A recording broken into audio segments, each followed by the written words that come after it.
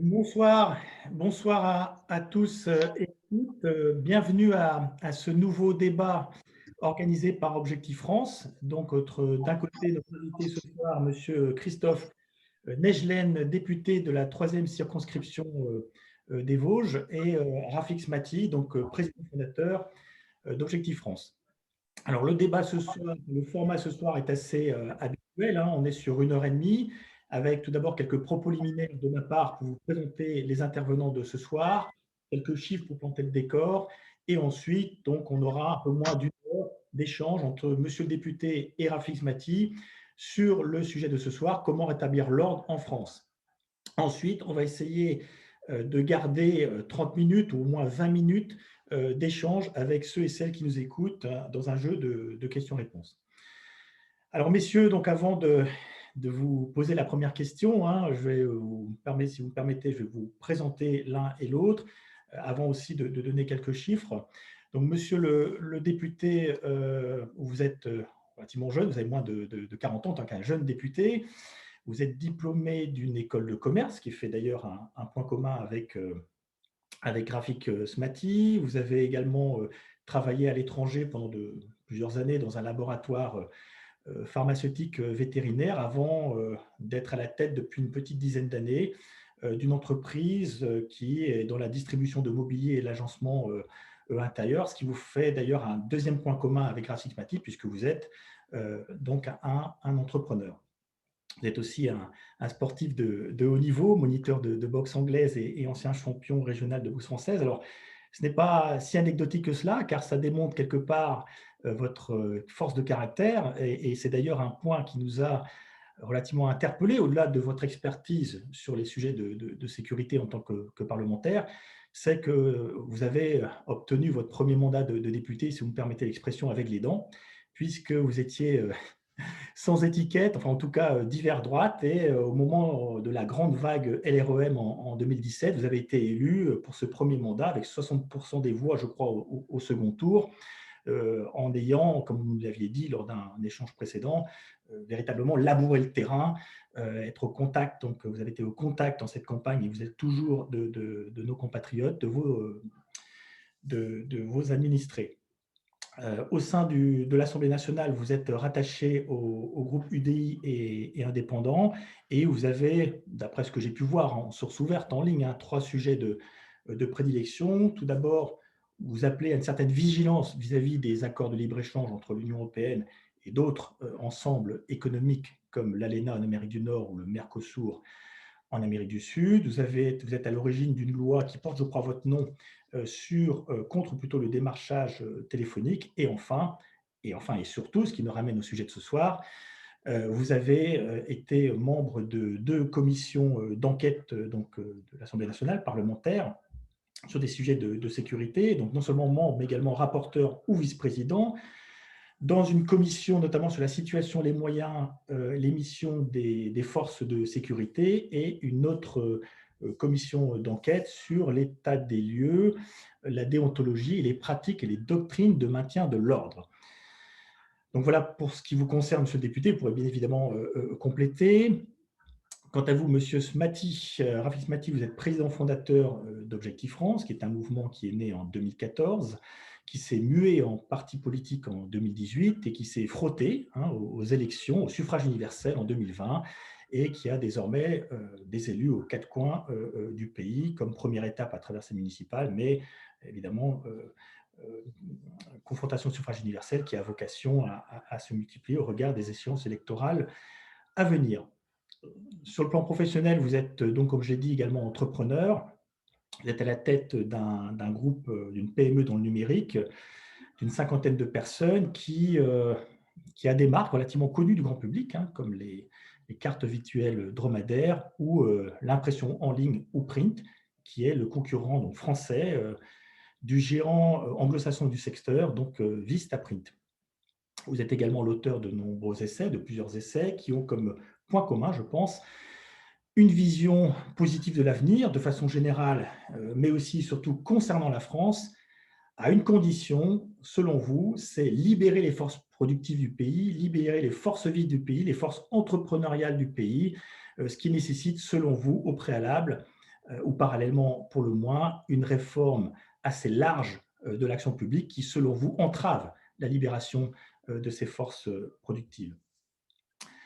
Alors, avant de vous poser la première question, pour planter un petit peu le décor par rapport à ceux et celles qui nous écoutent, je vous donner quelques chiffres qui sont d'ailleurs issus de vos travaux, monsieur le député. Donc, selon la Direction générale de la police nationale, en tout cas en 2017, on avait plus de 20% des bâtiments de la police qui étaient considérés comme vétustes.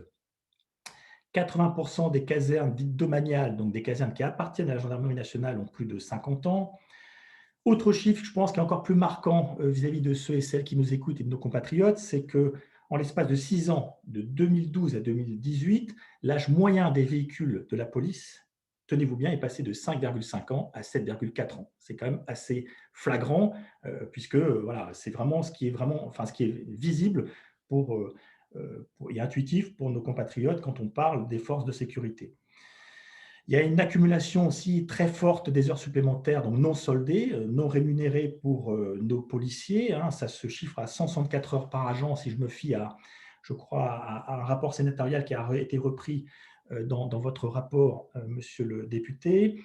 Il y a aussi des forces de sécurité qui se plaignent beaucoup des tâches administratives, mais ce n'est pas que propre d'ailleurs à la police, c'est assez général dans la fonction publique, pour ceux qui sont sur le terrain, avec notamment des tâches de gestion des procurations électorales qui obéreraient jusqu'à près de 10% du temps de travail de nos policiers, et plus généralement un alourdissement des charges de procédure, puisqu'en moyenne, il faut 28 heures pour boucler une procédure. Alors tout cela a des conséquences bien évidemment très concrètes, puisque nous avons 230 000 mineurs chaque année qui ont maille à partir avec la justice pour des infractions pénales, et seulement moins d'un tiers d'entre eux sont poursuivis. Et quand ils sont poursuivis, il y a un délai, tenez-vous bien, entre la constatation d'infraction et la première réponse pénale, le jugement en première instance. Il y a un délai qui est en moyenne de 20 mois, donc pratiquement 2 ans. On a une forte augmentation depuis quelques années des violences physiques, des atteintes aux personnes, plus de 10% en termes de viols, de violences intrafamiliales. Et au-delà de ces dernières années, ce qui est plus inquiétant d'ailleurs, si on raisonne sur le temps long, depuis les années 70, on est passé d'environ 100 000 atteintes aux personnes par an à plus de 400 000, je crois, dans les années 2000, ce qui a, enfin là on pourrait en discuter, mais ce qui accrédite peut-être la thèse d'un ensauvagement de notre société, c'est-à-dire d'un recul de la civilisation étant basée sur la civilité, concept né au XVIIIe siècle qui stipule qu'on règle les conflits par le verbe et le droit et non par la force. En termes de moyens, la France est aussi en bas de classement au niveau de l'ensemble de l'Europe. On est 37e sur 43 pays, et ce qui concrètement se traduit par des chiffres comme 3 procureurs pour 100 000 habitants contre 10 dans la presque cinquantaine en moyenne de pays de l'Europe au sens large du terme, au-delà de l'Union européenne.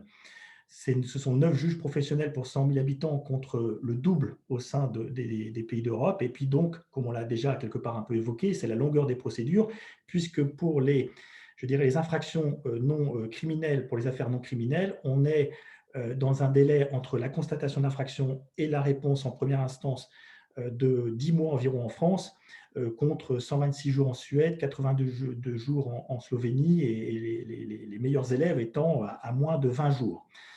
Et enfin, dernier chiffre, pour ne pas trop vous abreuver de données, mais on est à quelques 100 000 condamnés qui restent en attente d'exécution de leur peine chaque année en France. Et pour terminer, avant de vous poser une première question, si je me fie à votre rapport, il y a 3 enjeux, en tout cas 3 défis à court terme pour nos forces de sécurité. Je dis bien à court terme, c'est faire face à la menace terroriste, à la forte poussée migratoire, et enfin à une forme de radicalisation de la contestation sociale qu'on a pu constater notamment avec les Gilets jaunes.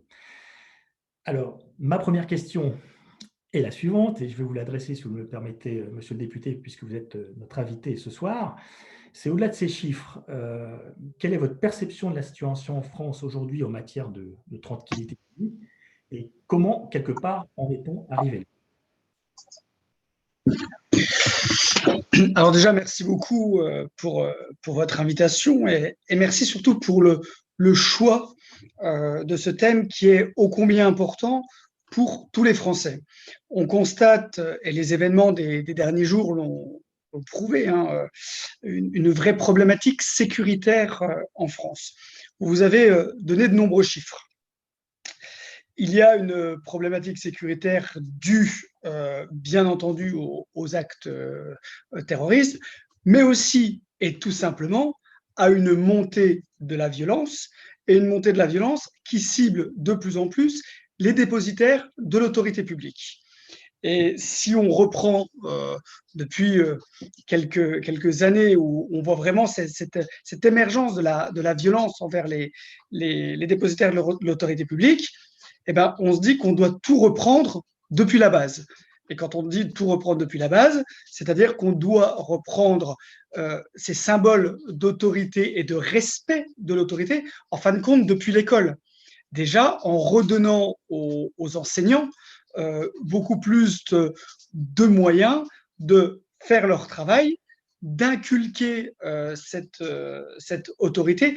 Je ne sais plus quelle émission j'écoutais récemment. Vous savez, on fêtait les 40 ans de Mitterrand, où une enseignante témoignait en disant ah oui, mais c'est à ce moment-là aussi que on a pu commencer à appeler les enseignants maîtres et maîtresses et allez vous voyez, mais à autoriser le tutoiement et à, entre guillemets, transformer une relation respectueuse d'autorité entre un élève et un enseignant avec une certaine relation, entre guillemets, beaucoup plus, beaucoup plus proche, ce qui pouvait être nécessaire, mais sur lequel on a perdu et on a abandonné un peu les enseignants dans leur action du quotidien, dans lequel ils inculquaient un certain respect de l'autorité aux enfants qu'ils avaient en charge d'éduquer, ou plutôt, non pas d'éduquer, mais d'instruire. Donc, il faudrait reprendre depuis le début et dès l'école, dès le plus jeune âge, réintroduire ce respect de l'autorité. Après, ça va aussi avec le respect de l'uniforme. On se rend compte que ce soit les polices municipales, les polices nationales, les gendarmeries, que ce soit vous ou moi, dès l'instant où on roule un peu vite, ou on fait quelque chose où on est un peu à la limite, entre guillemets, de la légalité, qu'on voit les gyrophares derrière, alors on a un peu le palpitant qui a tendance à battre un peu vite, et on se rend compte qu'une certaine catégorie de la population, ça ne les touche pas. Ça ne les touche pas parce qu'ils savent qu'ils ne respectent pas la loi, mais que derrière, il n'y aura pas de poursuites pénales, ou en tout cas, il n'y aura pas de sanctions qui sont assez sévères. Donc, respect à l'école, respect dans la vie de tous les jours des dépositaires de l'autorité publique, et derrière, respect de la justice, et surtout qu'on soit capable d'avoir une justice qui, alors je ne dirais pas qu'il fasse peur, mais qui, à minima, soit capable déjà de donner des peines qui sont en corrélation avec l'acte délictueux qui est fait, et surtout qu'elles soient appliquées, parce qu'on se rend compte aujourd'hui, et je le répète, vous avez cité les chiffres, il y a énormément de peines qui aujourd'hui ne sont pas appliquées. Merci beaucoup, monsieur le député. Alors, Rafik Smati, quelle est votre perception de la photographie de la situation d'aujourd'hui et comment, quelque part, on en est arrivé là, selon vous? Je souscris au premier mot du député quand il a fait référence notamment à ce qui se passe dans les écoles. Et de manière au sens large, aujourd'hui, vous allez par exemple dans certains hôpitaux, vous allez discuter avec des services d'urgence, ils vous diront à quel point les patients sont devenus, ou une certaine catégorie des patients, pour être précis, sont devenus parfois extrêmement agressifs. À l'école, le respect du maître, alors c'était évidemment devenu un bien grand mot, avec un renversement des valeurs qui s'est effectué au fil du temps, où c'est, par exemple, aux yeux des parents, c'est désormais l'enfant qui a le bénéfice du doute, et non pas le professeur. Et un très grand nombre de professeurs vous feront part des remontrances qu'ils reçoivent directement d'un certain nombre de parents qui viennent leur faire des remarques concernant, par exemple, des formulations ou des notes qui ont été données à leurs enfants. Et ce qui se passe avec les forces de sécurité, ça procède exactement du même registre. En fait, ce à quoi nous assistons aujourd'hui, c'est à une déstructuration fondamentale de notre tissu sociétal. Et ce dont notre pays a besoin, et ça va être l'objet, je pense, de notre échange, c'est d'un réarmement philosophique, moral, de notre société qui est aujourd'hui en pleine déliquescence. Parce que, en effet, vous avez eu raison de le signaler, Patrice, les chiffres parlent d'eux-mêmes. Vous avez fait une revue absolument sidérante. Les violences qui ont été multipliées par 4 en quasiment 25 ans, c'est incontestable, c'est un fait. Et les choses sont là. Mais quand je parlais de réarmement intellectuel, moral et philosophique, comment peut-on accepter que ce qui relève du régalien, c'est-à-dire la raison d'être d'un État, l'homme s'est structuré en société à travers des États pour sortir de l'état de nature. C'est Hobbes qui a écrit remarquablement ça et qui l'a théorisé. C'est pour sortir de l'état de nature, c'est-à-dire de la loi de la jungle, que nous avons créé l'État et que nous sommes unis en société. Or, aujourd'hui, le régalien, la raison d'être de l'État, représente moins de 5% de notre produit intérieur brut. C'est ça la réalité. Et à l'intérieur de ces 5%, vous avez, je sais qu'on en reparlera, Patrice, vous avez prévu d'en parler, de la justice, qui est le maillon faible de notre politique de sécurité en France. La justice, 8 milliards de budget. Alors ça peut paraître beaucoup, mais quand on sait que c'est inférieur au budget du ministère de la Culture, on peut se poser des questions. Donc depuis 40 ans, monsieur le député a donné cette date de point de départ, et il a raison. Ce sont les années Mitterrand qui ont marqué un coup d'accélération gigantesque au processus de déclin de notre pays. Depuis 40 ans, aujourd'hui, eh bien, le régalien, la sécurité, a toujours été la variable d'ajustement de toutes les politiques publiques. Et résultat des courses, nous avons aujourd'hui dans notre pays des dépenses sociales qui représentent plus de 30% du produit intérieur brut. Je veux bien. Sauf que quand on a 30% de dépenses sociales rapportées au produit intérieur brut, 15% des dépenses sociales du monde, quand on a 1% de la population du monde, et qu'en même temps, on a 10 millions de pauvres et 2 millions de personnes qui mangent au resto du cœur, c'est qu'il y a manifestement un problème dans l'équation, avec un État qui ne remplit plus sa mission. Eh bien, dans ce réarmement dont je parlais tout à l'heure, la première question qu'il va falloir se poser, c'est celle des missions prioritaires de l'État.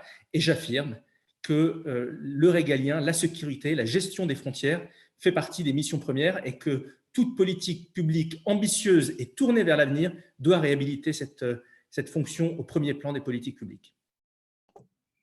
Merci beaucoup. Merci à Rafik Smati. Donc là, en synthèse, en fait, dans le constat que vous établissez tous les deux, c'est qu'il y a un manque de respect à l'école, dans le fait qu'on n'inculque plus à nos enfants le respect de l'autorité de l'État, de toutes les personnes qui sont dépositaires de cette autorité, plus de respect donc de l'uniforme, et puis aussi une réponse pénale qui peine à arriver et qui est relativement peu dissuasive. Donc, vous avez esquissé, Rafik Smati, une réponse avec d'abord plus de moyens sur le régalien et puis aussi un réarmement moral. Mais quelque part, concrètement, comment faire, comment redresser cette situation sans quelque part aggraver les fractures qui sont saillantes aujourd'hui dans notre pays. Donc là, du coup, je vous redonne la parole, monsieur le député, si vous voulez rebondir donc, sur ces réponses que nous pouvons apporter à court, moyen, long terme.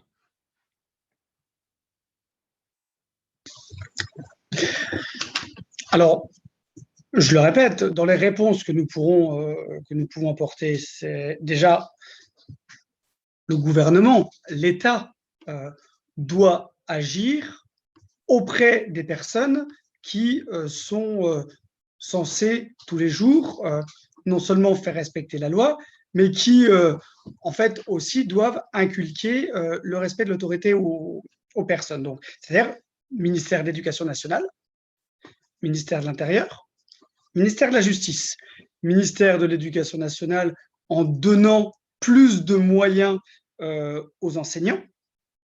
Ça paraît une évidence, et même si ça va sans dire, c'est toujours mieux lorsqu'on le dit. Et oui, nos enseignants ont besoin de plus de moyens et surtout d'un meilleur soutien de leur hiérarchie. Souvenez-vous, moi, quand j'étais enfant, vous aviez une punition à l'école, vous rentriez chez vous, et ben vous repreniez la même punition par vos parents. Aujourd'hui, les enseignants donnent une punition et le gamin rentre chez lui. Les parents vont demander à l'enseignant pourquoi est-ce qu'on a mis une punition au gamin, et c'est presque l'enseignant qui est coupable d'avoir juste fait respecter la loi ou en tout cas le règlement intérieur de l'école. Donc déjà, à ce niveau-là, plus de moyens et un meilleur soutien pour les enseignants. Pour la police et la gendarmerie, c'est la même chose. De meilleurs moyens, vous l'avez rappelé, j'étais rapporteur de la commission d'enquête parlementaire sur les forces de sécurité. J'ai rendu un rapport de plus de 120 pages avec des propositions concrètes sur comment améliorer les moyens de nos forces de police, de gendarmerie. Et d'ailleurs, un certain nombre, on aura l'occasion d'en parler peut-être tout à l'heure, mais un certain nombre des propositions ont été reprises. On doit leur donner et investir de telle manière à ce qu'ils aient, lorsqu'ils vont le matin au travail, lorsqu'ils s'engagent pour nous, parce que quand un policier ou un gendarme va au travail le matin, il met sa vie en péril pour ses concitoyens, pour vous, pour moi. On doit investir de telle manière à ce qu'ils se sentent bien dans leur lieu de travail. Vous savez qu'il y a un certain nombre de suicides dans la police. Il y en a un peu moins, mais néanmoins, c'est toujours de trop dans la gendarmerie. C'est des fois du fait des causes qui sont hors domaine du travail, mais c'est aussi régulièrement à cause des conditions de travail. Et on doit être capable d'investir pour qu'ils aient des lieux de travail qui soient des lieux sains. Vous l'avez rappelé, l'immobilier, en tout cas une certaine partie de l'immobilier, quand vous visitez le commissariat de Fontainebleau, vous voyez le mur du parking qui est tombé sur une voiture. Quand vous visitez une caserne à Dijon qui est encore amiantée, vous dites qu'il n'est pas normal que nos policiers, nos gendarmes vivent dans des conditions comme celle-là. Donc, un investissement massif bien dans l'immobilier, dans les lieux de vie et les lieux de travail pour que les gens se sentent bien quand ils vont travailler. Un investissement aussi dans le matériel. Les VBRG de la gendarmerie ont plus de 40 ans. Je discutais avec un gendarme qui me disait, nous, notre crainte, c'est pendant les manifestations des Gilets jaunes, c'est que le VBRG reste bloqué sur les Champs-Élysées et qu'on n'arrive plus à le faire bouger de là. Donc, on a besoin d'investir dans du matériel de telle manière à ce qu'ils puissent faire leur mission correctement. On parle des VBRG, c'est exactement la même chose pour les Irisbus, c'est exactement la même chose pour les motos, c'est exactement la même chose pour le matériel même. Et d'ailleurs, on s'en est rendu compte, hein, notamment dans les gendarmeries départementales, au moment de la crise des Gilets jaunes, à quel point on manquait d'équipement corporel pour que nos gendarmes puissent possiblement se défendre contre des manifestations. Donc, investissement immobilier, investissement en matériel. Et après, en dernier, et j'ai envie de dire, c'est même pas une forte revendication des policiers et des gendarmes. Je parlais de la revalorisation salariale. Alors oui, il faut payer les heures supplémentaires hein, pour les policiers. Là, c'est vraiment une demande qui est une demande tout à fait légitime parce que ce sont des heures qui ont été travaillées.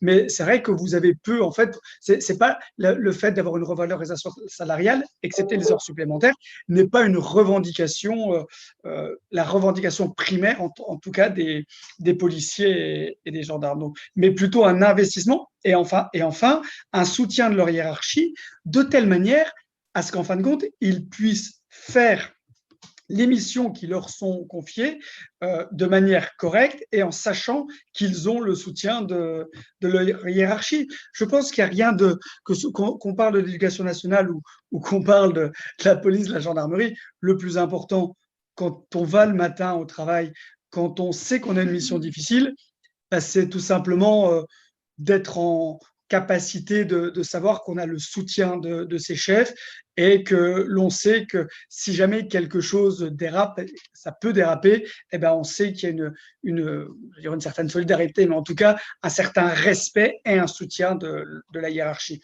Et enfin, pour la justice, qui était le troisième pilier par lequel j'avais commencé mon propos, ben c'est là aussi lui donner plus de moyens et surtout une ligne directrice claire. On aura peut-être l'occasion d'en reparler tout à l'heure avec des peines planchées, avec la nécessité d'avoir des décisions de justice dures pour ceux qui attaquent les dépositaires de l'autorité publique. Il y a des places de prison qui vont être construites, des places supplémentaires. Alors, là-dessus, il y a deux axes. Oui, il faut des places de prison supplémentaires, mais oui, on a aussi besoin de regarder, la prison ne résout pas tout, entre guillemets, et on a aussi besoin de travailler sur d'autres moyens. Donc, voilà un peu les différents axes sur lesquels il y a impérativement besoin de travailler pour redonner cette autorité. Merci, monsieur le député. Effectivement, on voit à travers ces éléments très précis, hein, là où il faut faire effort en termes de moyens, donc moyens pour la justice, pour nos forces de sécurité, mais au-delà, quand on évoque l'éducation nationale, et ça je rebondis sur ce que disait Rafik Smati, c'est un réarmement moral qui commence déjà à l'école, mais qui commence aussi par un nouveau discours de la puissance publique sur le respect des règles, sur le respect de l'autorité, et surtout une réponse pénale rapide et assez implacable pour tous ceux qui ne respectent pas le contrat social. Mais au-delà de ça, au-delà de la question des moyens et du discours, est-ce qu'il n'y a pas aussi l'idée d'avoir un meilleur continuum sécurité-justice? Et quelque part, est-ce qu'il ne faut pas revoir aussi, au-delà de la question des moyens, de revoir la conception de la peine que nous avons, de nouvelle conception de la peine? Qu'est-ce que vous en pensez, monsieur Smati? Comment mieux assurer ce continuum sécurité-justice? Il y a plusieurs points intéressants qui viennent d'être abordés par le député. La question de l'éducation, évidemment. L'éducation, c'est la politique publique de long terme par excellence. Ce qui veut dire que l'éducation ne réglera pas nos problèmes de sécurité dans les 5 ans. Il faut être honnête. Or, nos compatriotes aujourd'hui demandent des actes forts et immédiats. Donc se pose la question de ce que nous allons faire dans les 5 à 10 prochaines années pour régler le problème tel qu'il s'impose à nous aujourd'hui. Ça, c'est le premier point. Sur ce que vous venez de dire sur le matériel, sur les déficiences matérielles, c'est évident, je ne rajouterai absolument rien. En revanche, ce qui est essentiel, quand on parle de réarmement, ce qui est essentiel, c'est la crédibilité de la parole politique s'agissant des sujets de sécurité et de défense. Cette crédibilité. Or, aujourd'hui, dans le pouvoir exécutif actuel, je les accuse d'être beaucoup plus dans le verbe, dans le mot, que dans l'action. Et le problème, c'est que ça discrédite l'action et ça met les forces de sécurité sur le terrain et de justice en situation extrêmement délicate. Je vais vous donner deux exemples précis, un dans le domaine de la justice et un autre dans le domaine de la police et de la gendarmerie. La question des effectifs. Il faut le dire, la droite, sous la présidence de Nicolas Sarkozy, a baissé les effectifs de forces de sécurité. Il a fallu un certain nombre d'attentats sanglants en France, à partir de François Hollande, pour qu'on se pose la question de faire rentrer des effectifs supplémentaires. Et c'est vrai que la tendance est désormais à la hausse. Sauf que, et c'est ça qui est important, il y a la réalité opérationnelle du terrain quand on discute avec des policiers et des gendarmes, avec par exemple des casernes ou des commissariats où vous avez des départs à la retraite qui ont lieu tout au long de l'année. Et vous avez en face des annonces politiques qui vous disent par exemple qu'il va y avoir 1000 nouveaux effectifs cette année. Mais selon que les 1000 effectifs arrivent en début d'année, le 2 janvier ou le 31 décembre, ça change tout. Or, vous savez aussi bien que moi, monsieur le député, que Bercy va tout faire pour que les 1000 effectifs arrivent le plus tard possible, c'est-à-dire le 30 ou le 31 décembre. Et qu'est-ce qui va se passer? Alors, au final, quand on fait le bilan au 31 décembre, bah oui, il y a 1000 effectifs de plus. Et vous allez avoir un pouvoir exécutif qui va se vanter à la télévision d'avoir augmenté de 1000 les effectifs de la police et de la gendarmerie. Sauf que pendant ce temps, pendant 1 an, nous avons eu des casernes et des commissariats qui ont dû gérer à la marge, qui ont dû compenser en permanence, qui ont dû faire mieux avec moins, et cela, évidemment, sans ressort dans le service qui est rendu au public. C'est toute la différence entre la réalité opérationnelle que vivent nos forces de sécurité sur le terrain, d'une part, et les annonces politiques qui sont faites de l'autre. Je vais vous donner un deuxième exemple en matière de justice, le cas des places de prison. Alors, je suis totalement d'accord avec vous, monsieur le député, quand vous dites que la prison, c'est bien, c'est nécessaire, il faut plus de places de prison dans notre pays, mais que la prison n'est pas l'alpha et l'oméga de la punition, et qu'il y a aujourd'hui, et c'est quelque chose que nous portons, la nécessité de porter des peines alternatives, parce que aujourd'hui, dans bien des cas, la prison se révèle être contre-productive et crée des problèmes plus qu'elle n'en résout. Sauf qu'il faut 15 à 20 000 places de prison en plus dans notre pays. C'est un fait. Et alors là, le Premier ministre, récemment, s'est rendu dans une prison, l'Utterbach, dans le Haut-Rhin, en annonçant que les 15 000 places de prison qui étaient promises par le candidat Macron allaient arriver. Et la prison de l'Utterbach, qui va être inaugurée dans quelques semaines, devait être l'exemple de cette nouvelle dynamique. Eh bien ça c'est la pire imposture. C'est la caricature totale de la société du spectacle, où finalement on mise sur le fait que les gens ne maîtrisent pas les dossiers et on fait des effets d'annonce. Pourquoi je vous dis ça? Prenons l'exemple de la prison de l'Utterbach. Elle a été lancée par Christiane Taubira. Donc, que le Premier ministre s'approprie l'ouverture de cette prison en mettant à son actif le nombre de places qui vont être ouvertes, sachant que dans le même temps, ce qu'il oublie de dire, c'est que 2 autres prisons, notamment à Colmar, vont être fermées. Donc en réalité, il y aura que, en net, il n'y aura que 150 places de prison en plus. C'est une supercherie, et il faut le dire. Et alors, qu'est-ce qui s'est passé dans la loi de programmation de justice de 2018 ou 2019 de 2018, Nicole Belloubet. Il y avait des engagements de dépenses qui étaient validés pour des nouveaux terrains, pour construire des nouvelles prisons. Eh bien, Nicole Belloubet les a annulés.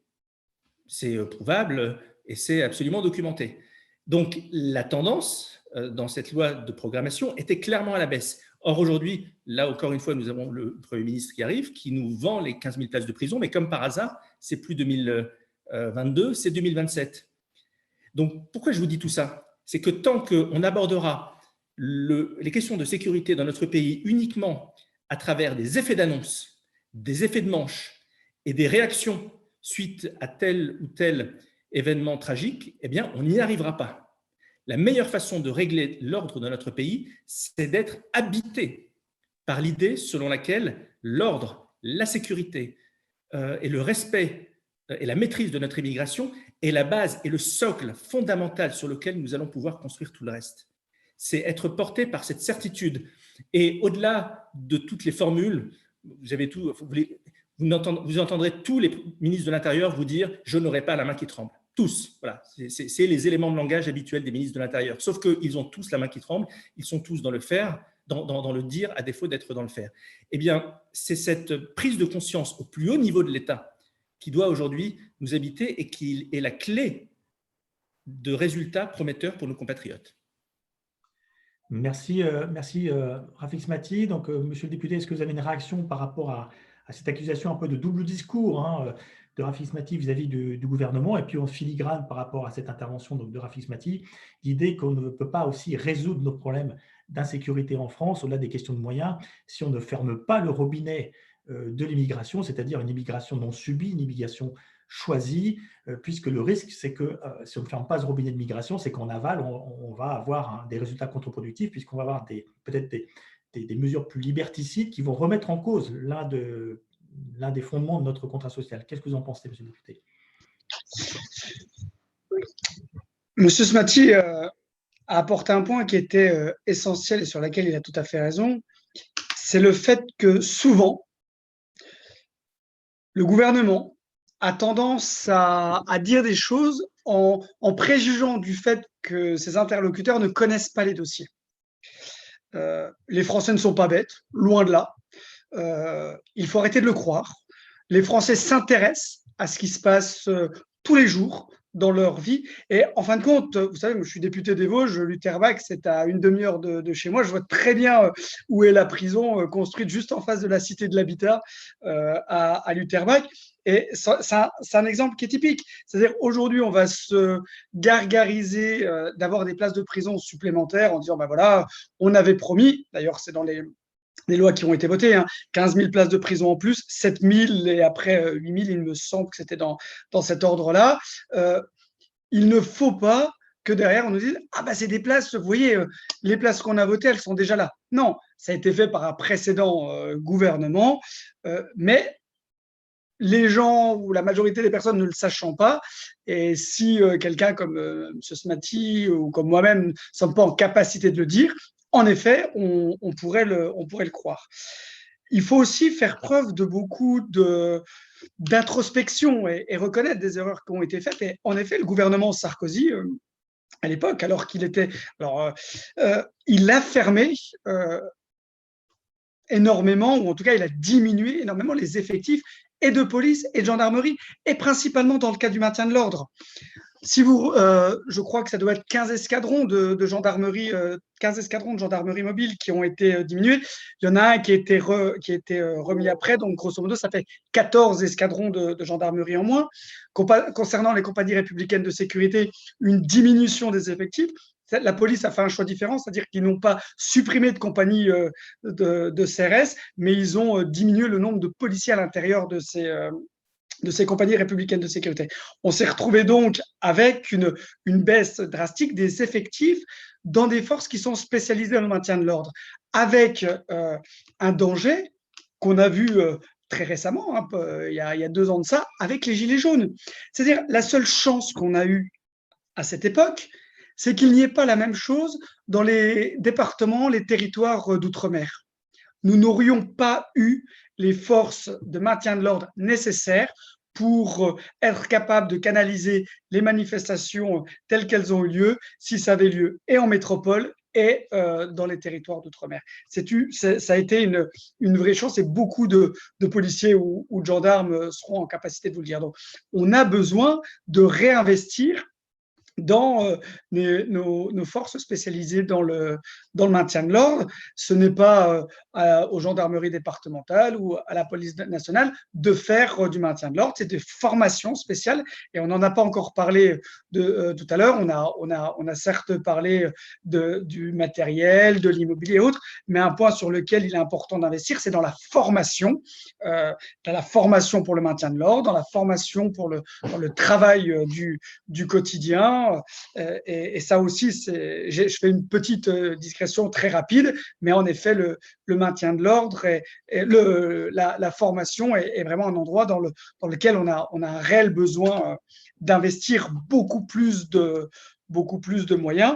Et pour revenir à ce que je disais juste avant, on a besoin de recruter de nouveau et de réavoir des effectifs de policiers et de gendarmes dans le maintien de l'ordre qui soient à la hauteur de nos ambitions. Alors, est-ce que ça doit passer par des réouvertures d'escadrons de gendarmerie, ou est-ce que ça doit passer par des P5, donc un 5e peloton qui serait mis dans ces escadrons? Pareil pour les compagnies républicaines de sécurité. Est-ce que ça doit passer par une augmentation des effectifs ou ouvrir d'autres compagnies républicaines de sécurité? Là, ce sont des questions. Chacun peut avoir son avis, et il faut regarder par rapport le coût, l'investissement par rapport au retour. Moi, je serais plus favorable à ce qu'on mette des P5 dans un certain nombre d'escadrons de gendarmerie mobile. Après, certains auront peut-être d'autres envies et une autre vision, mais en tout cas, moi, ce serait plutôt ma proposition. Très bien, merci, monsieur le député. Donc, je pense que là, vous constatez que vous êtes d'accord sur la nécessité de mettre plus de moyens en matériel, mais en formation, évidemment. Après, qui dit plus de moyens, vu que la France est championne du monde des prélèvements obligatoires et de la dépense publique, vous remettez aussi en cause quelque part cette réforme de l'État au rabot qui a été faite par Nicolas Sarkozy, qui ne s'est pas posé la question de réformer les structures et de supprimer des structures inutiles pour mettre peut-être plus d'agents sur le terrain, avec toutes les conséquences que vous avez parfaitement décrites. Mais il y a aussi cette nécessité d'un meilleur continuum sécurité-justice. Et là, monsieur le député, je vais vous faire part et vous demander votre avis sur un certain nombre de mesures qu'Objectif France prévoit dans son programme justice. C'est tout d'abord une nouvelle conception de la peine, c'est-à-dire de ne réserver la prison qu'aux atteintes à la sécurité de l'État, aux atteintes aux personnes, et de taper, entre guillemets, où ça fait mal, au porte-monnaie pour l'essentiel des atteintes aux biens. Ça, c'est le premier point.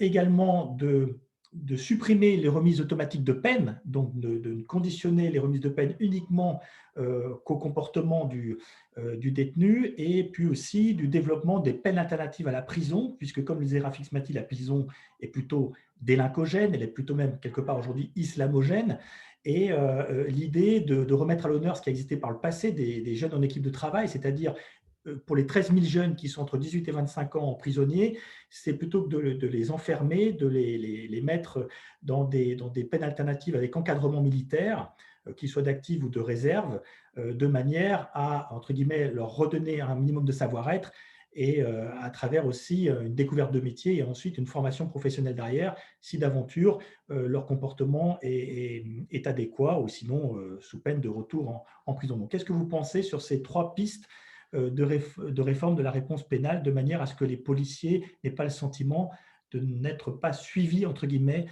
par les juges?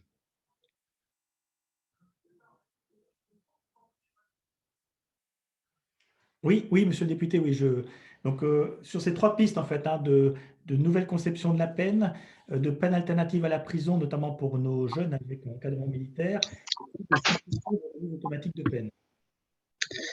Alors, il y a eu un problème avec le son, j'ai pas tout entendu exactement, mais bon, par rapport en propos liminaire et avant de parler des remises de peine ou des peines alternatives, il y a aussi un réel besoin, c'est d'avoir un soutien, et j'en ai parlé tout à l'heure, un soutien de la hiérarchie, mais aussi dans la vie de tous les jours, mais aussi un soutien dans l'usage de la force, qu'on appelle la force légitime des forces de l'ordre. Et malheureusement, on voit que des fois, c'est quelque chose sur lequel il y a un réel manque.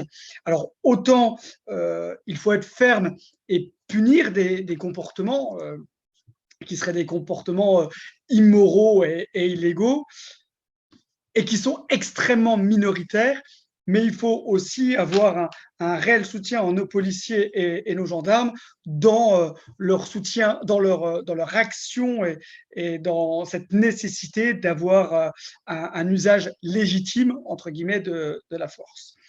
Les remises de peine. Je suis assez d'accord avec vous sur cette question des remises de peine. C'est-à-dire qu'à un moment donné, on ne peut pas, et d'ailleurs, je n'en vois même pas le sens, d'avoir des remises de peine qui soient automatiques. C'est-à-dire que vous allez avoir quelqu'un qui va être condamné à 5, 7, 9 ans de prison, et on sait très bien qu'à la fin, eh ben, il ne les fera pas, parce qu'il aura une remise de peine pour X ou Y raison. À un moment donné, quand il y a un jugement, il doit s'appliquer et il doit s'appliquer jusqu'à son terme, d'autant plus quand les victimes de ces crimes ou délits sont des représentants de l'autorité publique. Je pense que c'est important. Les représentants de l'autorité publique, policiers, gendarmes, élus aussi, pompiers, à un moment donné, ce sont des personnes qui, tous les jours, s'engagent pour leurs concitoyens. Et j'ai envie de dire qu'ils ne sont pas, je veux dire, des victimes comme les autres, ou en tout cas qu'ils sont des victimes plus visibles et plus faciles, et qu'on doit d'autant plus protéger. Très bien. Et votre avis sur la nouvelle conception de la peine, c'est-à-dire de réserver la prison aux atteintes à l'État et aux personnes et de taper, entre guillemets, au portefeuille avec des amendes très lourdes, des confiscations de biens pour les atteintes aux biens? Alors, je veux dire, moi, je suis.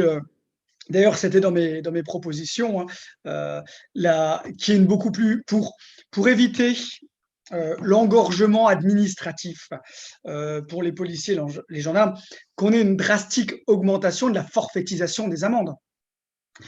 Ça a plusieurs intérêts. Déjà, ça permet d'éviter des fois 2-3 heures à minima, 2-3 heures à minima de paperasse, disons-le, inutile. Donc, ça fait gagner du temps à nos policiers, nos gendarmes.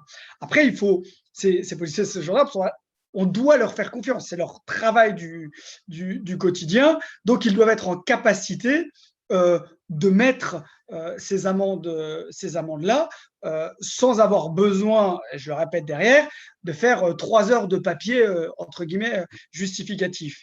Et enfin, là, c'est dommage de le dire comme ça, mais ça ramène en même temps, on tape dans le portefeuille des personnes qui sont incriminées et on se rend bien compte que bien régulièrement, il n'y a que ça qui compte, la partie pécuniaire, hein, l'argent, et donc on tape directement dans le portefeuille et ça ramène en plus de l'argent dans les caisses de l'État. Donc, moi, je suis un fervent j'allais dire partenaire, non, mais en tout cas, pour cette augmentation de la forfaitisation. Et en effet, dans de nombreux cas, plutôt que de mettre en prison, aller chercher aussi dans le portefeuille. Très bien, merci Monsieur le député. Donc on voit qu'il y a une convergence par rapport aux grands axes du projet d'Objectif France en matière de justice. Alors je me retourne vers vous, là, Rafik Mati. Je sais que vous avez au-delà des questions de moyens de formation et de cette réponse pénale, donc c'est quelque part une réponse à court terme, il y a quelque chose qui vous tient beaucoup à cœur, c'est aussi d'emmener le pays dans un nouveau rêve français, dans une vision positive de l'avenir. Ça, c'est votre réponse à moyen long terme. Est-ce que vous pouvez nous en dire plus? Ce que vous dites est important. La France, comme je le dis souvent, c'est une erreur que de considérer la France comme un simple pays, a fortiori comme un hexagone, comme le dit le président de la République. La France, c'est un projet de civilisation. Et c'est comme ça que nous devons l'appréhender. Ça veut dire qu'un projet de civilisation, c'est quoi? Un projet de civilisation, c'est une aventure collective qui repose sur des fondamentaux, sur des valeurs, sur une histoire, sur des racines qui se nourrissent les unes des autres, qui s'enchevêtrent et que tout le monde accepte, sans exception. Et fort de ce socle puissant, projeter le pays vers l'avenir avec une grande ambition, une ambition de grandeur que nous devons tous porter. Et vous savez que je suis habité par l'idée selon laquelle nous pouvons faire de la France une grande puissance scientifique et technologique, tant nous avons des ressources scientifiques, entrepreneuriales, créatrices, fantastiques aujourd'hui dans notre pays. Et que s'il n'y avait pas cet État glouton qui ne remplissait plus son rôle et qui bridait les forces vives, probablement nous ferions de grandes choses et la France serait aujourd'hui le pays le plus influent du monde et peut-être le plus puissant de l'Europe. Et c'est ça que nous devons avoir tous en ligne de mire. Pourquoi? Comme je le disais il y a à peine quelques jours sur le plateau de la chaîne CNews, je disais la chose suivante: est-ce que vous pensez qu'un jeune de banlieue, et vous savez que je m'y rends parfois, notamment dans les quartiers nord de Marseille, donc je les rencontre, ces jeunes-là, et d'ailleurs je suis témoin, et j'en ai souvent parlé, de la loi de la jungle qui règne dans ces zones de non-droit avec des brigades qui s'interposent à vous, des hommes armés en scooter, etc. Je l'ai vu de mes propres yeux. Mais est-ce que vous croyez sincèrement que l'essentiel des jeunes, par exemple, qui vivent dans ces quartiers, leur rêve est-il de devenir islamiste? Est-il de devenir dealer? Bien sûr que non. Leur rêve fondamental, intrinsèque, c'est de réussir leur vie, c'est de gagner leur vie, voire d'entreprendre pour un grand nombre d'entre eux. Et la réalité, c'est que la France telle qu'elle est aujourd'hui, cette France désarmée, est incapable d'offrir un avenir à sa jeunesse des quartiers difficiles, comme je viens d'en parler, mais aussi à sa jeunesse de la France dite périphérique, celle que vous connaissez bien, monsieur le député, celle des grandes banlieues, des bourgades, des villages, où vous avez des jeunes aujourd'hui qui, comme tous les jeunes Français, sont en panne d'avenir, s'interrogent, se demandent si un jour ils pourront devenir propriétaires de leurs biens, parce qu'ils savent très bien que contrairement à leurs parents et à plus forte raison à la génération du baby-boom, ils ne deviendront pas propriétaires, qu'ils devront gérer la pénurie, et si bien d'ailleurs que beaucoup renoncent à réussir dans la vie et préfèrent réussir leur vie. Et c'est ça aujourd'hui le problème fondamental de notre jeunesse. Eh bien moi je suis convaincu d'une chose, c'est que la politique, c'est quoi? C'est faire la jonction entre nos racines collectives, et je dis bien nos racines, moi je ne suis pas de racines gauloises, mais je considère l'histoire de France comme étant la mienne, puisque j'ai adopté la France, et en particulier mes parents quand ils sont venus d'Algérie. Et ça, c'est le socle sur lequel chacun d'entre nous, quelles que soient nos origines, nos croyances, doit se reposer. Ensuite, avec cette vision de grandeur et de puissance, parce que nous sommes dans un monde aujourd'hui où les États-puissances s'imposent à nouveau, une nouvelle géopolitique des puissances. Regardez la Chine, regardez la Russie, regardez la menace que nous fait peser Erdogan en Méditerranée orientale, regardez même les États-Unis, même avec Biden, la gauche française est émerveillée devant Joe Biden, sauf que Joe Biden est en train de faire du Trump, America, Make America Great Again, America First, c'est ça le programme de Joe Biden.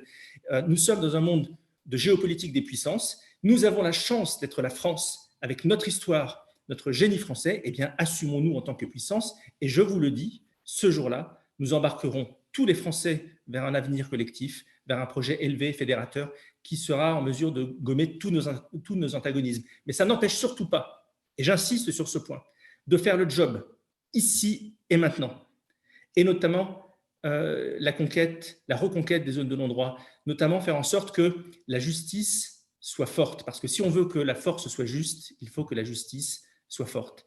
Et ça, c'est un projet qui est à la fois concret, un projet de terrain, où il faut faire régner l'ordre, et vous savez, vous connaissez aussi bien que moi les compétences et l'engagement du général Bertrand Soubelet qui œuvre avec nous et qui a notamment théorisé l'idée d'état de contrôle renforcé pour remettre la main sur ces zones de non-droit, qui est un vrai sujet, et ça, il faut le faire. Mais à côté de ça, à côté de cette vision d'ordre immédiate et court-termiste, avoir une vision d'audace, de grandeur, d'avenir, qui pourra nous permettre d'écrire la France de demain, l'histoire de la France de demain. Merci, merci Rafik Smati. Je voudrais simplement, si vous me permettez, Patrice, poser une question aux députés sur la question je crois que c'est un sujet que vous avez abordé dans votre rapport parlementaire, sur la question des mises en réserve qui sont pratiquées par Bercy.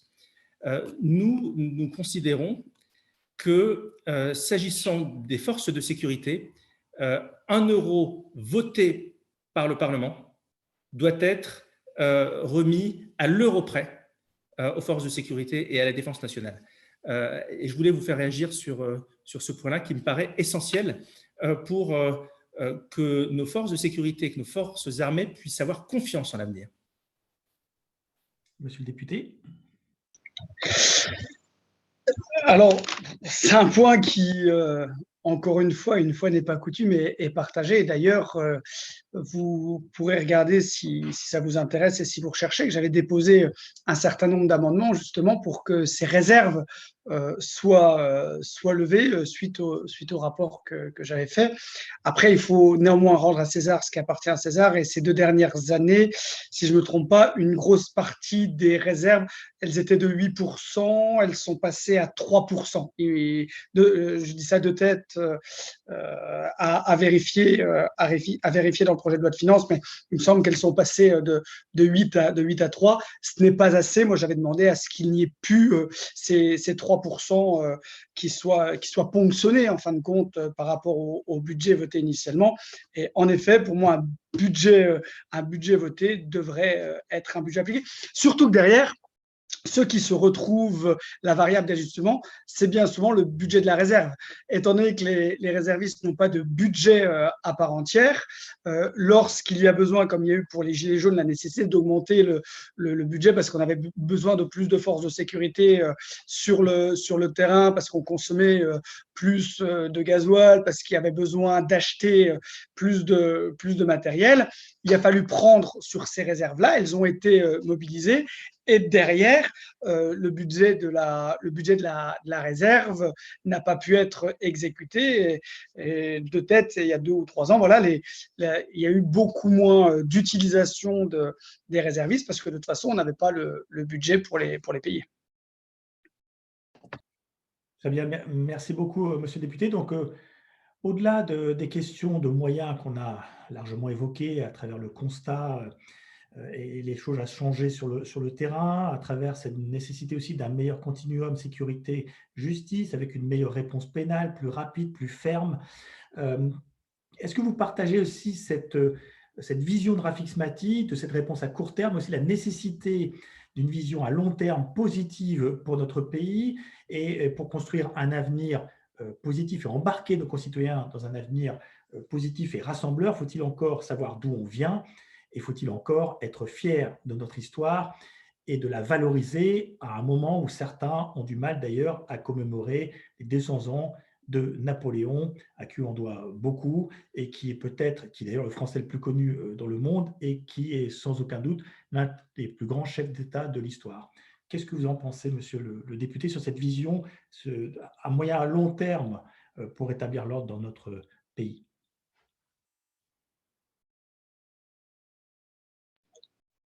Alors, il me semblait que j'avais déjà répondu à cette question préalablement. Après, sur les points,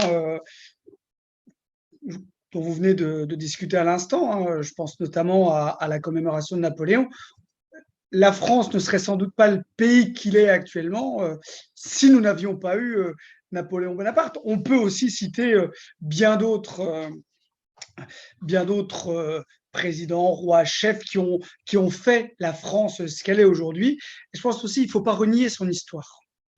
Il faut, parfois, il y a eu des erreurs, il faut les assumer, mais il ne faut surtout pas renier notre histoire. Et je confirme ce que vous avez dit, hein. Napoléon a apporté énormément de choses dans ce qu'est la France aujourd'hui. Et c'est vrai qu'on dit toujours, si on veut savoir où on va, il faut savoir d'où on vient.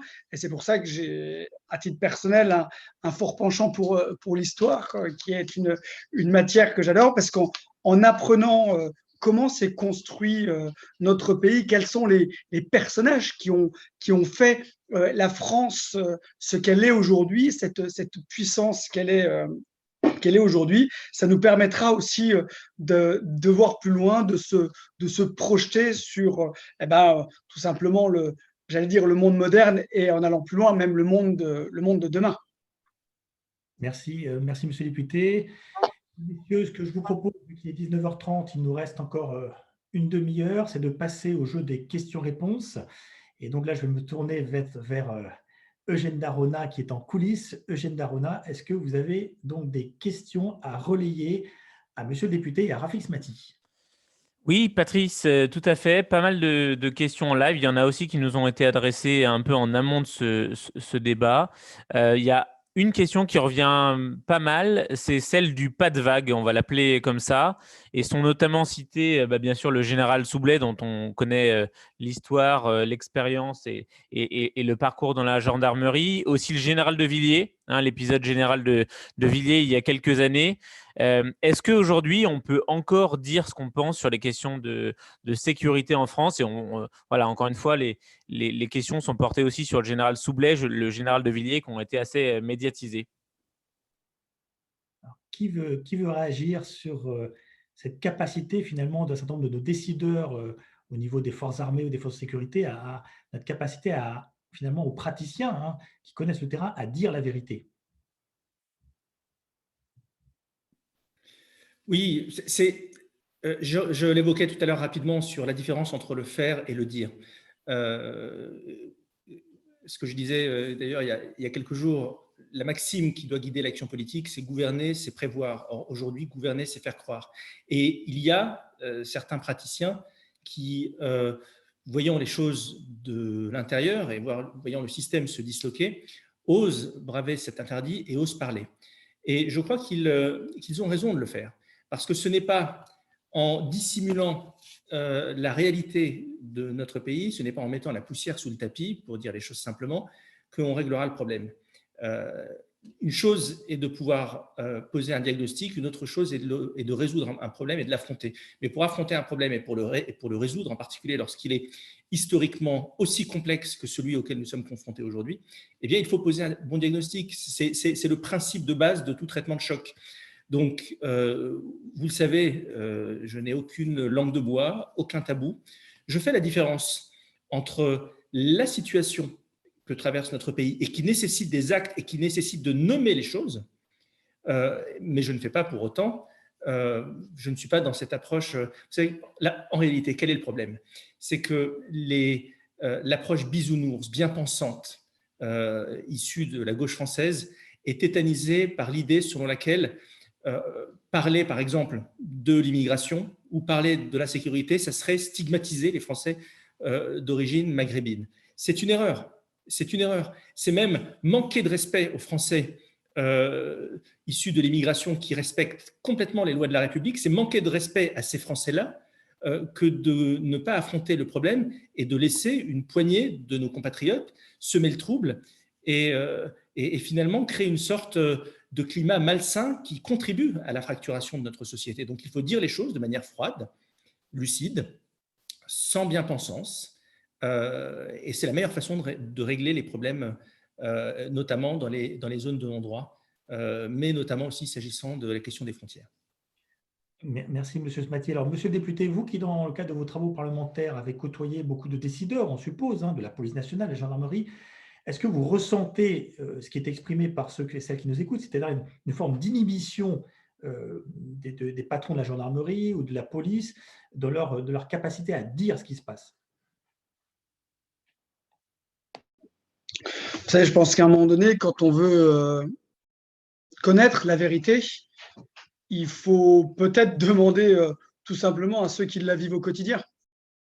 Et c'est ce qu'avait fait d'ailleurs en 2013 le général Soublet, quand il avait simplement pointé du doigt les difficultés mais quotidiennes qu'avait la gendarmerie envers la délinquance. C'est un constat qui était juste un constat juste en fin de compte. Et donc, on a besoin d'avoir ces témoignages. Moi, je suis très proche de nos forces de sécurité, les policiers, les gendarmes, je rencontre tous les jours. Et c'est vrai que j'aime à discuter de ces problématiques-là parce qu'ils savent parce qu'ils la vivent tous les jours. Demain, on peut avoir des bien-pensants qui nous font un discours en nous relatant une vérité qu'ils imaginent ou peut-être qu'ils espèrent, mais qui n'est pas la réalité des choses. Et si on veut avoir un constat qui est peut-être un constat dur, mais qui est surtout un constat juste, on doit le demander aux personnes qui sont engagées et qui le vivent tous les jours. Et c'est pour ça que je suis plutôt favorable, oui, à ce qu'on ait ces remontées d'informations. Après, il y a différents moyens de faire ces remontées. Et c'est pas moi qui vais être juge sur de quelle manière est-ce que ça doit être fait, mais dans tous les cas, on a besoin d'avoir des remontées justes et objectives. S'agissant du général Soublet, je rappelle quand même qu'il s'est exprimé sous serment devant la représentation nationale. Et ça lui a été reproché. Est-ce qu'on attend donc que nos forces de sécurité qui sont interrogées par la représentation nationale, est-ce qu'on attend d'eux qu'elles mentent ou qu'elles travestissent la réalité? C'est un sujet de fond. J'espère, Monsieur Smatik, que c'est une question rhétorique. Bien sûr. La réalité des choses, c'est que bien entendu, parce que surtout que lorsqu'ils sont pour la représentation nationale, j'ai pas souvenir si c'était, d'ailleurs, je n'étais pas élu à ce moment-là, mais si c'était lors d'une commission d'enquête parlementaire ou simplement devant la commission de la défense ou une autre mission d'information. Mais lorsque c'est dans le cadre d'une commission d'enquête parlementaire, ils prêtent serment. Donc, ils se doivent de dire la vérité et derrière, ça ne peut leur être reproché. Ce serait quand même plutôt très paradoxal et complètement injuste. Et c'est pourtant ce qui a été fait au général Soublet, ce qui démontre le décalage sidéral qu'il y a entre le pouvoir exécutif, en l'occurrence à l'époque incarné par François Hollande et je crois que c'était Jean-Yves Le Drian et Manuel Valls. Tu me corrigeras, Patrice, si je me trompe. Entre ce pouvoir-là et la réalité qui est portée par nos Français qui entendent un discours de vérité et qui disent « enfin quelqu'un qui dit la vérité ». Alors, Monsieur Smati, je vous remercie d'avoir précisé les noms. Parce que vous savez, moi, je suis profondément contre les généralités. Et on ne peut pas opposer le pouvoir politique avec d'autres personnes qui seraient en capacité de connaître la réalité des choses. Je ne suis pas dans la majorité, je ne fais pas partie de ce gouvernement-là. Néanmoins, je fais partie de ce qu'on appelle, en tant que député, la classe politique, au sens très large du terme. Et je pars du principe que je pense être au fait des problématiques qui se passent. Je prends mon exemple, je pourrais vous en citer énormément d'autres. Donc, juste, ne faisons pas de généralité, mais pointons du doigt la nécessité que cette classe politique, dans sa globalité, puisse avoir les réelles informations et soit en capacité de les avoir auprès des personnes qui les vivent tous les jours, nos policiers, nos gendarmes notamment. Et je rajouterais, monsieur le député, et démasquons les imposteurs, ceux qui misent sur le fait que nous n'avons pas accès à toutes les informations et que nous ne savons pas tout et qui en profitent pour travestir une certaine réalité. Tout à fait. Alors, quelque part, ce que vous soulignez là, c'est la nécessité de retisser les liens de confiance entre les décideurs au plus haut niveau de la gendarmerie nationale, en l'occurrence, et de la police, pour éviter que certains ne soient tentés, et là je fais écho à la tribune des militaires, hein, des forces armées, à devoir soit être en retraite et devoir monter entre guillemets en première ligne, ou soit même, ce qui est plus grave pour notre démocratie, d'avoir des militaires d'actifs qui se sentent obligés, sous couvert d'anonymat, de réagir. Donc il y a vraiment cette nécessité d'avoir un tuyau entre guillemets à deux sens d'informations montantes et descendantes dans un climat de confiance entre les décideurs politiques et ceux qui sont sur le terrain, au contact du terrain, donc nos policiers et nos gendarmes. Alors, je me retournais donc à nouveau vers Eugène Darona pour savoir si nous avons d'autres questions, et je n'en doute pas. Oui, justement, Patrice, il y a deux questions qui ont attrait à la tribune des militaires. Donc, on est forcément dans l'actualité et les personnes demandent assez simplement les réactions de M. Smati et de M. Nejlen sur ces deux tribunes de militaires qui sont sorties récemment et qui ont été évidemment beaucoup discutées dans le débat politique. Qui veut réagir? Vous savez, moi, cette tribune, et notamment la première, hein, je l'ai lue dès l'instant où elle était sortie. La réalité des choses, c'est qu'il y a une phrase qui en fait est une vérité absolue dans cette tribune, qui est dire on demande uniquement d'appliquer sans faiblesse des lois qui existent déjà. Ben, je pense qu'on ne peut qu'être d'accord avec ça. C'est appliquons les lois, et on ne peut reprocher à personne de demander à ce qu'on applique des lois. Avec Smati? D'un point de vue théorique, Patrice Suban, le jour où les militaires, qu'ils soient en activité ou à la retraite, en arrivent à devoir prendre la parole, c'est que déjà nous avons un problème. C'est que nous avons un problème. J'aurais préféré que ces deux tribunes n'arrivent jamais. Mais non pas parce que je considère honteux leur contenu. Non, j'aurais préféré qu'elles n'arrivent jamais parce qu'elles auraient été tout simplement inopportunes. La réalité, ce qui angoisse nos compatriotes aujourd'hui, c'est que le contenu de cette tribune est très largement partagé, qu'il y a un certain nombre d'évidences qui sont mentionnées, et de bonne foi, personne ne peut être littéralement et intégralement contre ce qui a été dit. Et s'agissant de la fameuse formule qui a prêté à confusion lors de la première tribune, qu'est-ce qu'ils ont dit, ces militaires à la retraite? Ils ont dit une vérité, ils ont dit attention, c'est à vous, le pouvoir politique, de prendre vos responsabilités. Sinon, dans le pire des scénarios, vous aurez peut-être besoin de nous. C'est ça qu'ils ont dit. Et c'est vrai. Il suffit de connaître l'histoire de notre pays pour savoir que les armées sont en général le dernier rempart. Et nous ne devons pas en arriver là. Nous ne devons pas en arriver là. Tout à fait. Mais s'il doit en passer par là, il faudra en passer par là. Et quelque part, ça fait écho aussi au continuum sécurité-défense, puisqu'on a parlé du continuum sécurité-justice, mais le continuum sécurité-défense n'est plus que jamais d'actualité, puisqu'il n'y a plus de menaces aux frontières, mais plus de frontières aux menaces. Et donc, quelque part, ce que dénoncent aussi ces militaires, hein, c'est le fait qu'on soit extrêmement proactif à l'étranger dans cette bataille de l'avant contre l'islamisme, le totalitarisme islamique, qui est notre menace majeure aujourd'hui, et qu'on ne soit pas aussi allant, et là on en revient à notre sujet de ce soir, dans la réponse qu'on a au sein même de nos frontières. Alors, Eugène Darona, est-ce que vous avez d'autres questions à relayer? Oui, Patrice, une question de Yannick, monsieur le député. Je pense que Rafik Smati pourra répondre s'il le souhaite. Êtes-vous favorable au retour du service militaire afin de rétablir le respect?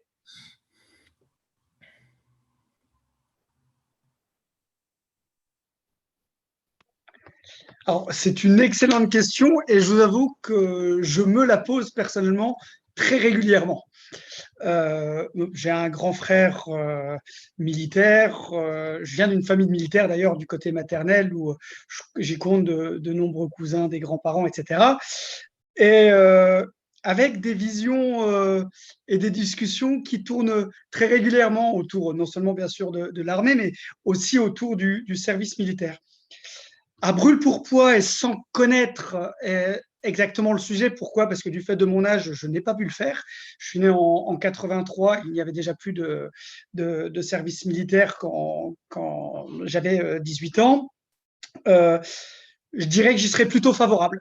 que j'y serais plutôt favorable. Néanmoins, et il faut aussi savoir, hein, quand on est limité sur certains sujets, je n'ai pas tous les tenants et les aboutissants, que ce soit les tenants financiers, les tenants organisationnels, logistiques, comment est-ce qu'on pourrait le faire, parce que les temps changent aussi, hein, les temps ont évolué, donc est-ce qu'il faudrait refaire un service militaire comme il y avait de 6 mois, de 1 an, de 18 mois, hein, suivant les époques, la durée du service militaire, il me semble, a évolué aussi.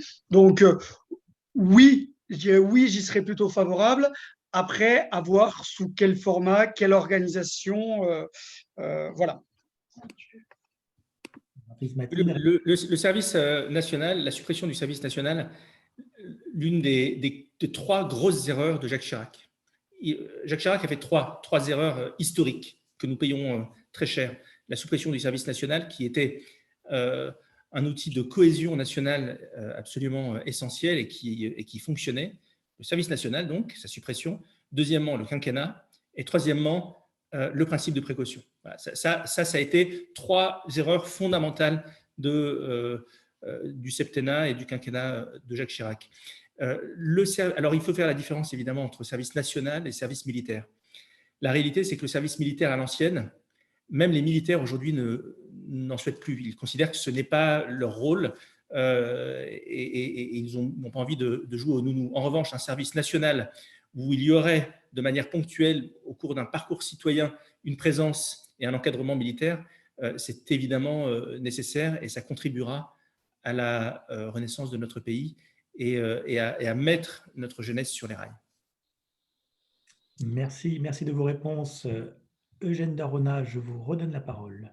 Oui, il y a pas mal de questions par rapport au non-respect des forces de l'ordre.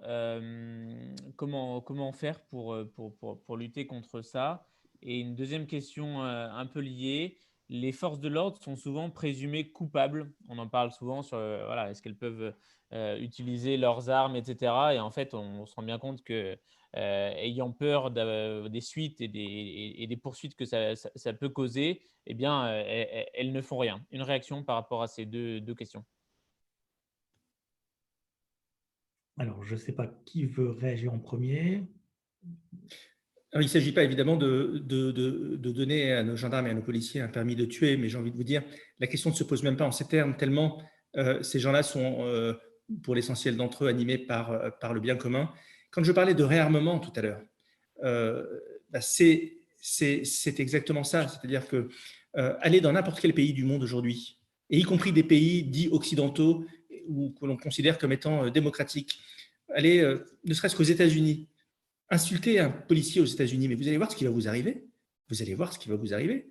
Alors qu'en France, malheureusement, nos policiers et nos gendarmes, ils se prennent des insultes dans la figure à longueur de journée parce que ceux qui les prodiguent savent qu'ils ne sont pas inquiétés. Et on en revient encore et toujours à la question de la justice et faire en sorte que chaque acte délictueux soit puni et qu'on ait la certitude de la punition. Monsieur le député, vous qui avez côtoyé beaucoup de policiers et de gendarmes, est-ce que vraiment il y a ces freins pèsent sur nos policiers, sur nos gendarmes au quotidien pour réagir? Est-ce qu'ils sont inhibés avec derrière cette épée de Damoclès ou pas? Ça reprend les propos que j'avais au début de notre entretien, avec le fait d'avoir un réel soutien de la part de leur hiérarchie dans un premier temps, et aussi la nécessité, et il faut le dire, de les laisser utiliser cette force, encore une fois, l'emploi de la force légitime, en fin de compte, qui est en leur possession quand on est policier ou gendarme. Et il faut, dans les peines de prison, et j'espère que ça devrait être, normalement, en tout cas, je l'espère dans les futurs projets de loi du gouvernement, que lorsqu'il y a atteinte, lorsqu'il y a un crime envers une personne dépositaire de l'autorité publique, je le répète, nos policiers, nos gendarmes, les élus, les pompiers, les peines soient d'autant plus sévères qu'elles fassent d'autant plus peur aux personnes qui pourraient être en volonté de pouvoir les exercer. On doit être capable de soutenir les dépositaires de l'autorité publique parce que leur travail au quotidien, leur engagement au quotidien, ils sont pour nos concitoyens, ils sont pour les Françaises et les Français. Alors, sur ce point précis, justement, sur le côté dissuasif des sanctions, est-ce que vous êtes d'accord avec Xavier Bertrand, par exemple, qui a médiatisé une proposition d'une peine planchée d'1 an d'emprisonnement pour toute personne qui serait évidemment condamnée pour une action délictueuse envers nos forces de l'ordre?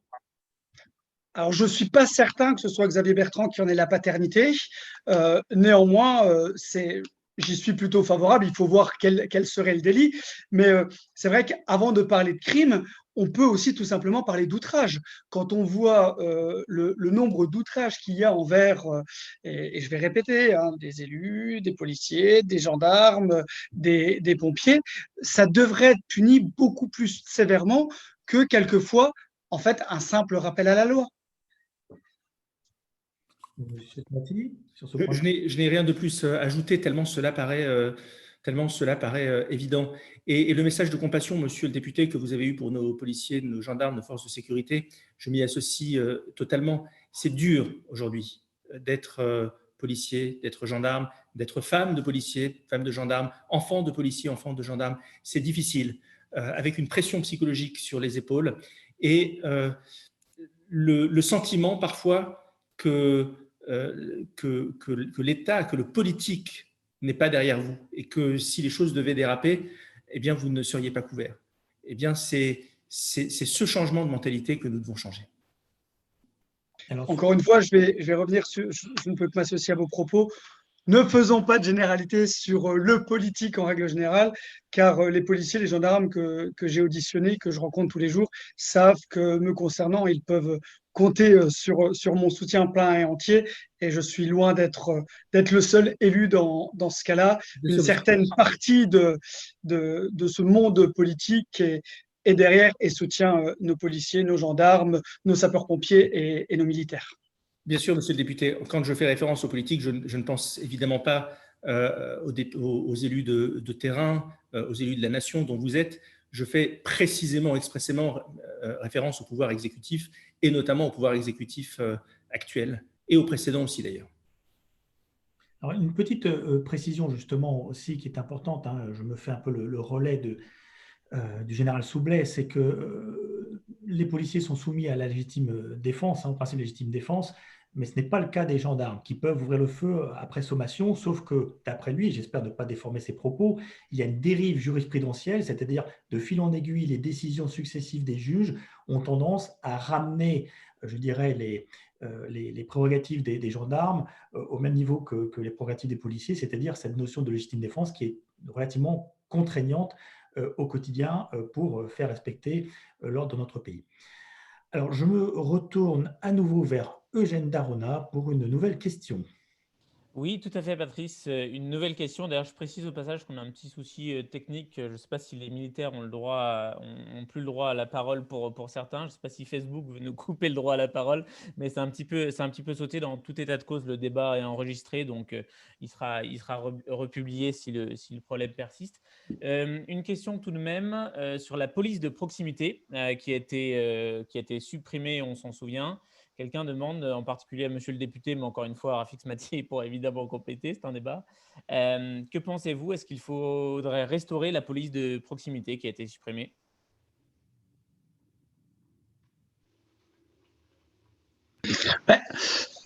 Vous savez, elle avait cette police de proximité de très bons côtés, et notamment celui de faire du lien dans certains quartiers. On en a parlé tout à l'heure. À un moment donné, tous les jeunes qui grandissent dans ces quartiers ne sont pas des délinquants en puissance, loin de là.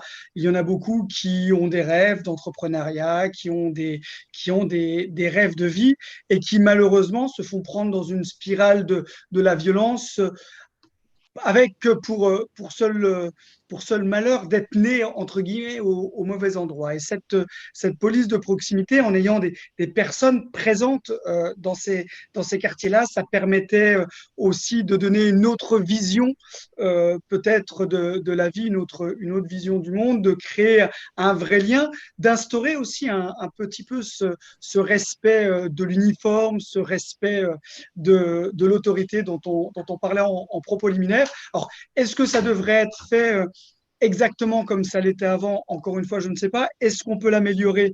Sans doute, mais que l'on ait des policiers, des gendarmes qui soient formés pour ça, parce qu'encore une fois, vous ne pouvez pas mettre non plus n'importe quel policier, n'importe quel gendarme, des policiers, des gendarmes qui soient formés pour cela sur le terrain, dans certains quartiers prioritaires ou dans certaines zones peut-être plus rurales, si c'est pour des gendarmes, je ne sais pas exactement, mais oui, il y avait un certain intérêt.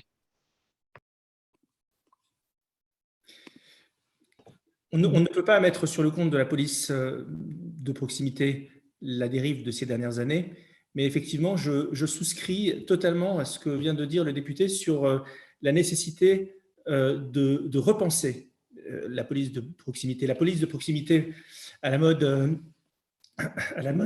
Daniel Vaillant 1997, ça, c'est terminé. La police de proximité qui est en réalité plus des assistants sociaux et qui joue au foot, pour reprendre la métaphore de Nicolas Sarkozy, ce n'est pas son rôle. Mais en revanche, une police de proximité qui crée du lien sur le terrain, alors peut-être sous une autre forme, peut-être que ça peut être dévolu à la police municipale ou autre, peu importe, c'est une vraie réflexion qui doit être menée, mais avec comme horizon de pensée l'ordre. Pas dans une vision bisounours qui vise à excuser en permanence les auteurs de petits délits. Très bien, merci beaucoup, merci pour vos réactions. Écoutez, je vois qu'il est 19h54, donc nous arrivons au terme de ce débat ou quelque part de cet échange, parce qu'il y a beaucoup de points de convergence et quelque part, c'est tant mieux pour faire avancer ce sujet qui est de la sécurité en France qui inquiète, préoccupe beaucoup nos compatriotes. Donc, je vous propose de conclure en remerciant une fois de plus monsieur le député de sa disponibilité, puisque je sais que son agenda est très chargé. On a dû reporter à 2 reprises cette date, mais vous avez tenu je dirais, à honorer votre engagement et on vous en remercie. Donc, quelques mots de conclusion. Je ne sais pas si vous, monsieur le député, vous voulez entamer cette conclusion. Vous savez, on dit toujours le meilleur pour la fin, donc je laisserai M. Smati conclure. Non, ça a été un plaisir de pouvoir débattre, d'échanger des points de vue sur des questions aussi importantes pour nos concitoyens et pour notre pays. On a besoin, je pense qu'on ne le répétera jamais assez, d'avoir une classe politique, d'avoir des personnes qui sont en capacité, qui ont une réelle volonté de soutenir nos policiers, de soutenir nos gendarmes, de soutenir nos sapeurs-pompiers, qu'ils soient professionnels ou volontaires, de soutenir nos militaires, de soutenir notre police municipale, nos gardes champêtres, toutes ces personnes qui, tous les jours, sont engagées dans la sécurité, pour la sécurité des Françaises et des Français. C'est un engagement qui, bien trop souvent, et notamment ces dernières années, ont coûté la vie à un certain nombre de leurs camarades, que ce soit ici sur le territoire national ou sur des théâtres d'opérations extérieurs. Et il est simplement de notre devoir, il est simplement légitime d'être là pour eux, de pouvoir les essayer, entre guillemets, de faire avancer au mieux cette cause qui est une cause juste. C'est en effet une cause juste, monsieur le député, qui conditionne tout le reste. Impossible de nous projeter dans l'avenir, impossible de rétablir la prospérité de notre pays si l'ordre n'y règne pas et si certains de nos compatriotes ont le sentiment d'être sacrifiés sous l'autel de tel ou tel renoncement. Je suis très heureux, monsieur le député, de cet échange et je trouve important de valoriser des profils tels que le vôtre, qui incarnait l'idée que je me fais de l'engagement politique. Vous êtes chef d'entreprise, vous n'avez pas fait l'ENA, vous avez fait une école de commerce, vous êtes quelqu'un qui avait la tête dans le guidon, qui avait les mains Cambouis, mais en même temps qu'il y avait une vraie vision forte de notre pays, une vision enracinée. Et vous n'avez pas de discours de langue de bois comme on peut l'avoir notamment à gauche de notre échiquier politique. Et c'est la raison pour laquelle nous souhaitions absolument faire cet échange avec Patrice Huban, parce qu'en effet, si aujourd'hui une partie de la classe politique, et en particulier celle qui est en responsabilité, faillit et échoue, parce qu'il faut appeler un chat, il y a aujourd'hui dans notre paysage politique des personnes qui sont moins connues, mais qui ont labouré leur terrain, qui ont une vraie légitimité territoriale et qui ont une vraie légitimité, qui ont un vrai métier, qui n'ont pas besoin de la politique pour vivre. Et vous l'incarnez totalement. C'est la raison pour laquelle nous sommes très honorés d'échanger, parce que les valeurs que vous portez sont également celles que nous portons. Un grand merci à vous. Merci messieurs. Donc, merci à tous ceux et toutes celles qui nous écoutent. Je vous donne rendez-vous pour le prochain débat, le 17 juin, avec Eudes Beaufreton, qui est le président de Contribuables Associés, où on évoquera la nécessité de mieux gérer les deniers publics. Donc, merci encore, merci messieurs, merci à tous et à toutes, et on vous dit à très bientôt, en sachant que vous pourrez revoir ce débat sur YouTube et sur Facebook, puisque nous avons eu quelques petits soucis techniques sur Facebook dans le direct il y a quelques minutes, mais pas de souci, vous pourrez revoir l'intégralité de cet échange. Et merci à vous, Patrice, et merci à Thierry Lecoq et à Eugène Darona. Bonne soirée. Merci. Merci, au revoir.